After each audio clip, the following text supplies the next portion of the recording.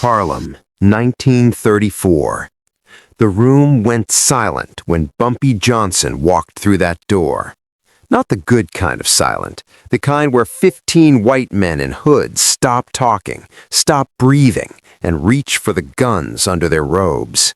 They were having a Klan meeting in the basement of an abandoned warehouse near the Harlem River, on the edge of his territory, in his neighborhood. The Grand Dragon stood up slowly. "Boy, you just made the biggest mistake of your..." Bumpy didn't let him finish. What happened in the next 8 minutes would become legend. 15 men walked into that meeting. Only 3 walked out. And those 3 spent the rest of their lives wishing they hadn't. This is the story of the night Bumpy Johnson taught the KKK that Harlem wasn't just a neighborhood, it was a kingdom. And kings don't ask permission. To understand what happened that night, you need to understand what Harlem was facing in early 1934. The Depression had hit Black America harder than anyone. Unemployment in Harlem was pushing 50%. Families were getting evicted. Kids were going hungry. And into that desperation, the Ku Klux Klan saw opportunity. See, the Klan wasn't just a Southern problem. By the 1930s, they had chapters all over the North: New York, Chicago, Detroit, places where Black folks had migrated looking for freedom, only to find the same hatred had followed them. In Harlem, the Klan's strategy was different than down south. They couldn't openly march in white robes through Black neighborhoods without getting torn apart, so they operated in the shadows. Anonymous threats slipped under doors, crosses burned on rooftops in the dead of night, Black businesses finding their windows smashed, their inventory destroyed, no witnesses, no arrests. And the NYPD? They did nothing. Some of them were probably Klan members themselves. By February 1934, Harlem's community leaders were scared. Pastors were preaching about faith, but sleeping with guns. Business owners were hiring armed guards. Parents were walking their children to school in groups. The Klan was winning through terror, and nobody seemed able to stop them. Nobody except one man. Ellsworth Bumpy Johnson was 28 years old in 1934. He'd been in Harlem for almost 10 years, working his way up from street enforcer to becoming one of the most respected operators in the numbers racket. But Bumpy was different from other gangsters. He didn't just take from the community, he protected it. When white landlords tried to evict Black families who couldn't pay rent, Bumpy paid it. When crooked cops shook down Black businesses, Bumpy made sure those cops got transferred. When outside gangs tried to move into Harlem, Bumpy sent them back in ambulances. To the people of Harlem, Bumpy Johnson wasn't just a criminal. He was a protector, a man who'd grown up fighting, who'd done time in prison, who'd learned the hard way that respect isn't given, it's taken. And when the Klan started terrorizing Harlem, Bumpy Johnson took it personally. February 7th, 1934. One day before the meeting. Bumpy was sitting in the back room of Small's Paradise, a jazz club on 135th Street, when one of his most valuable assets walked in. Marcus. A light-skinned man who could pass for white when he needed to, which made him perfect for the kind of intelligence work Bumpy needed done in a city divided by color. Marcus looked tense. "Mr. Johnson, I got something you need to know about." Bumpy gestured for him to sit. "Talk." "I've been tailing that Klansman like you asked, the one who's been distributing threats in the neighborhood. Name's William Hawkins. Been following him for 3 days." Bumpy leaned forward. "And?" "Tonight he met with others, white men in expensive cars. I stayed back, watched them go into that abandoned warehouse near the Harlem River, the one on the edge by 145th, industrial area. I counted 15 men going in. They're having some kind of meeting right now." Marcus pulled out a small notebook. "I wrote down the license plates. Connecticut, New Jersey, Bronx. These aren't local boys. This is organized." Bumpy studied the notebook. 15 men, warehouse by the river, far enough from busy streets that nobody would hear anything, close enough to escape routes if they needed to run. Did you see what they brought in? Wooden cross, 6 feet tall, gasoline cans, and everyone was armed. This isn't just a meeting, Mr. Johnson. They're planning something big. Bumpy was quiet for a long moment, his mind working through the implications. The Klan wasn't just threatening anymore. They were preparing for action, probably planning to hit multiple targets at once. Churches, businesses, maybe even homes. He looked up at Marcus. You did good work. Real good. He pulled out his wallet, counted out $200 and handed it to Marcus. But now you forget everything you saw. You weren't there. You didn't follow anybody. Understand? Yes, sir, Mr. Johnson. Marcus took the money, understanding exactly what Bumpy was about to do, and disappeared into the night. After he left, Bumpy sat alone in that back room for 2 hours. His closest associates, men he'd fought beside for years, offered to come with him, offered to bring guns, bring men, bring whatever he needed. Bumpy refused. This ain't about firepower, he said quietly. This is about sending a message, and that message needs to come from one man, me. His lieutenant, a man named Illinois Gordon, tried to argue. Bump, you're talking about walking into a room with 15 Klansmen. They're going to be armed. They're planning something big. You walk in there, they'll kill you before you can blink. Bumpy smiled, that cold smile that made people uncomfortable. They're not expecting me at all, and that's why I'm walking out, and they're not. February 8th, 1934, 11:30 p.m. Bumpy Johnson walked through Harlem's streets alone. He wore a gray wool suit, a black fedora, and a long coat that concealed what he was carrying underneath. The temperature had dropped to 28 degrees. His breath came out in clouds. The streets were mostly empty, just a few late-night stragglers hurrying home, heads down against the cold. As he walked east toward the river, the neighborhood changed. The vibrant storefronts and brownstones of central Harlem gave way to darker, emptier streets. Closed factories, abandoned warehouses, the industrial wasteland where Harlem met the Harlem River. This was the forgotten edge of the neighborhood, where the city dumped things it wanted to forget, where men like the Klan could meet without being noticed. He reached the warehouse on the edge of Harlem at 11:35. It was a 3-story brick building that sat in the industrial zone near the Harlem River, that forgotten stretch where Harlem's vibrant streets gave way to abandoned factories and empty lots. The warehouse had once housed a textile factory before the Depression shut it down. Now it was just another shell in this no-man's land between Harlem and the river, far enough from busy streets that screams wouldn't carry, close enough to the 145th Street Bridge that white men could escape to the Bronx if things went wrong.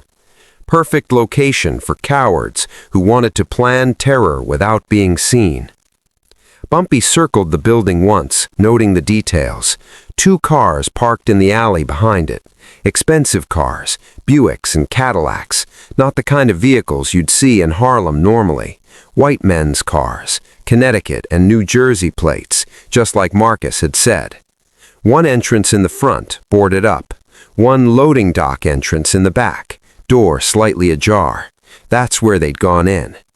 Bumpy checked his watch, 11:40. He stood in the shadows for 5 minutes, listening. From inside, he could hear voices, muffled but distinct. Men talking, laughing, the sound of furniture being moved. They were setting up. At 11:45, Bumpy pulled his coat tighter, adjusted his fedora, and walked toward that loading dock door. He didn't knock. He simply pulled the door open and walked inside. The basement was lit by kerosene lamps hanging from the ceiling. 15 men in white robes and hoods stood around a wooden table covered with maps of Harlem. In the corner, a wooden cross, 6 feet tall, waiting to be carried out and burned.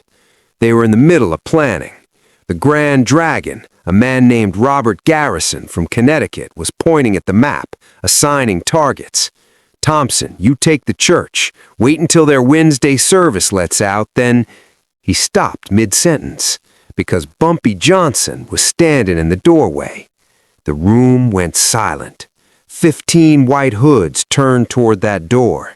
15 men who'd been laughing and planning and feeling invincible suddenly froze. Because they'd been so careful. They'd chosen an abandoned building in the industrial zone where nobody went at night. They'd posted no guards because who would think to look for them here? They'd kept their meeting secret from everyone except trusted members. And yet somehow, impossibly, a black man in a gray suit was standing in their doorway, looking at them like he owned the place. Robert Garrison was the first to recover. He was a businessman from Stamford, Connecticut, who ran Klan operations in New York and New Jersey. He'd organized dozens of these meetings, had burned dozens of crosses, had terrorized black communities from Baltimore to Boston. He'd never been challenged before. Garrison pulled back his hood, revealing a thin face with wire-rimmed glasses and a contemptuous smile. "Boy, you just made the biggest mistake of your—" Bumpy held up one hand. The gesture was so calm, so authoritative, that Garrison actually stopped talking. "Before you finish that sentence," Bumpy said, his voice quiet and steady, "I want you to understand something. You picked the wrong neighborhood." One of the Klansmen, younger, more impulsive, reached for the pistol on his hip. Bumpy didn't move, didn't flinch, just looked at the young man and said, "You pull that gun, you better use it, because if you don't kill me with the first shot, you won't get a second." The young man's hand froze. Garrison tried to regain control. "There's 15 of us, one of you. Even if you got a gun under that coat, you'd be dead before you could draw it. So I suggest you turn around, walk out that door, and forget you ever saw us here." Bumpy tilted his head slightly. "See, that's where you made your mistake. You assumed I came here to negotiate." He took 3 steps into the room, slow, deliberate, his hands still visible, still empty. "You've been terrorizing my neighborhood for months, burning crosses, breaking windows, threatening families. You thought we were too scared to fight back. You thought because you're white, because you got hoods and guns, because you got the police protecting you, that you could do whatever you wanted. Another step. You were wrong." Garrison's confidence was starting to crack. "Listen, boy, stop calling me boy." Bumpy's voice didn't rise. It didn't need to. "My name's Bumpy Johnson, and after tonight, every Klan member from here to Mississippi is gonna know that name, because you 15 are gonna be a lesson." One of the Klansmen, a heavy-set man with a southern accent, stepped forward. "We don't need to listen to this. Let's just kill this uppity—" He never finished the sentence. What happened next was brutal, efficient, and terrifying. Bumpy moved, not with the wild, desperate violence of a man fighting for his life, with the calculated precision of someone who'd been planning this moment for hours, who knew exactly what he was going to do before he walked through that door. The heavy-set Klansman reached for his gun, but Bumpy had already closed the distance. One punch to the throat, crushing the windpipe. The man went down, gasping, drowning on air. The young Klansman who'd reached for his gun earlier finally drew it, but his hands were shaking, and the shot went wild, punching a hole in the brick wall behind Bumpy. Bumpy grabbed a kerosene lamp from the table and threw it. The glass shattered against the young man's chest. The kerosene ignited from the flame. The man screamed, dropping his gun, trying to pat out the fire spreading across his robe. Now the room erupted into chaos. 15 men trying to draw guns, trying to rush Bumpy, trying to escape through the only door that Bumpy was now blocking. But here's what they didn't know, what nobody except Bumpy's closest associates knew. Bumpy Johnson had grown up fighting, not street fights, real fights, prison fights where you fought to survive, where second place meant dead. He learned from the best from old-timers in Sing Sing who taught him that fighting wasn't about strength, it was about leverage, timing, brutality applied to vulnerable spots, throat, eyes, knees, groin. Bumpy didn't waste energy on body shots or fancy moves. He went for places that destroyed a man's ability to fight back. Robert Garrison tried to rally his men. "Spread out! Surround him! He's just one!" Bumpy grabbed the wooden cross from the corner, 6 feet of solid oak. He swung it like a baseball bat.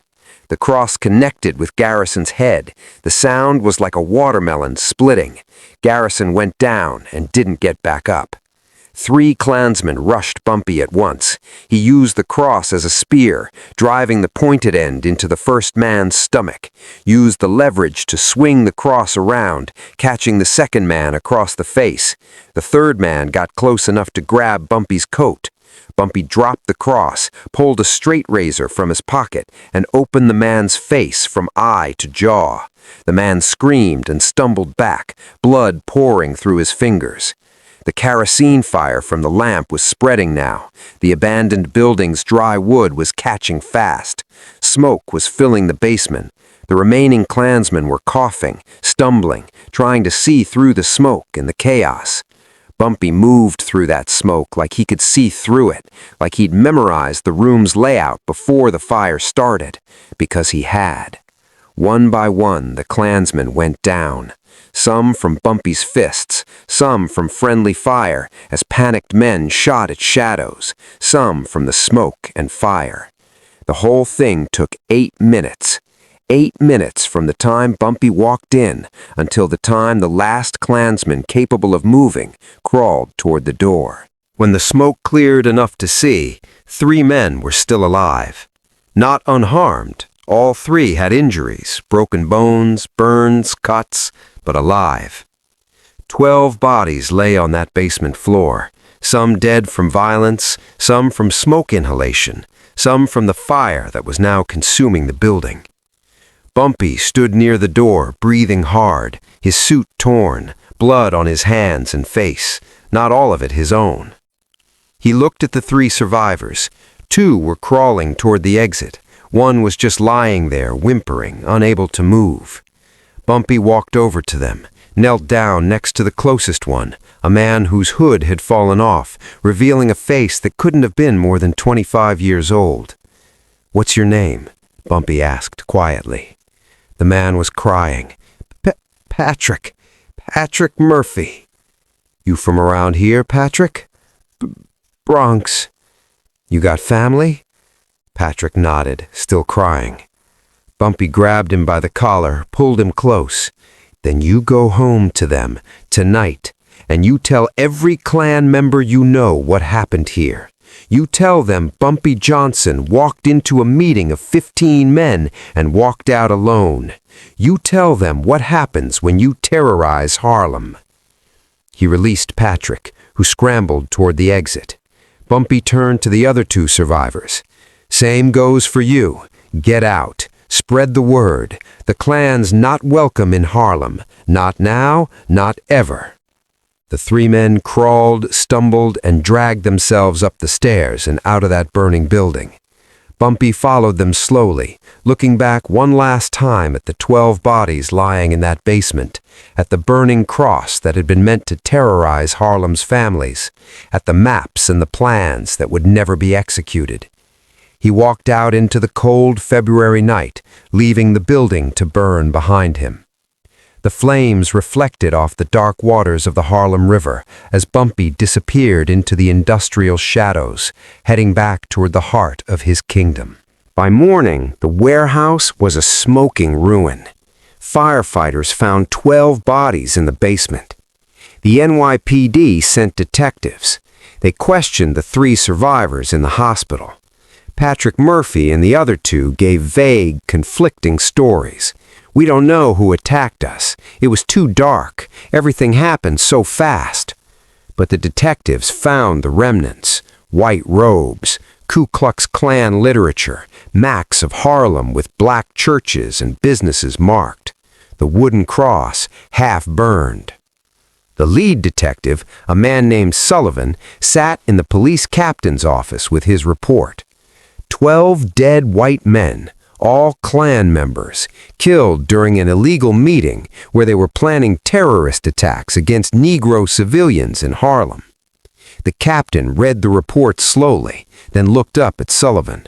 "What are you recommending?" Sullivan knew what he was being asked. "We could investigate further, try to find who did this. But sir, if we do that, this becomes public. Newspapers will report that the Ku Klux Klan was operating in New York, planning attacks in Harlem. That's going to be a scandal. City Hall won't like it. The mayor's office won't like it. And it'll make us look bad, like we didn't know the Klan was operating under our noses." The captain was quiet for a long moment.